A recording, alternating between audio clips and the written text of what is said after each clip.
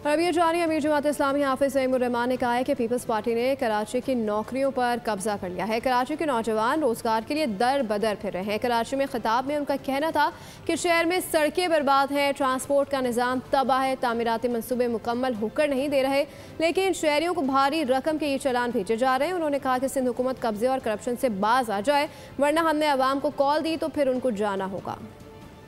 फैलाई हुई है, सड़कें खोदी हुई हैं, मोटरसाइकिल के धक्के लोगों को मिल रहे हैं, चिंचियों के हवाले हमारी माओ बहनों को कर दिया है। और चालान आप करेंगे दुबई की रेट पर, दरहम के और डॉलर के रेट पर आप चालान करेंगे, ये सिलसिला नहीं चलेगा। इसकी मुजाहिमत की जाएगी। इंशाल्लाह मैं खुद लीड करूंगा इसको। जब कराची के अवाम को हम कॉल देंगे, फिर ये ना कहें कि हालात हमारे कंट्रोल में नहीं रहे। यह ड्रामेबाजी नहीं चलेगी पीपल्स पार्टी की। ये कराची को लूटने, खाने और यहाँ के लोगों को बर्बाद करने का सिलसिला आप खत्म करना पड़ेगा आपको। इसलिए हम बिल्कुल क्लियर कहना चाहते हैं कि ये जो निजाम इन्होंने आपने अभी ई चालान का बनाया है, इसको वापस लें। सब्सक्राइब करें और बेल दबाएं ताकि कोई खबर रह न जाए।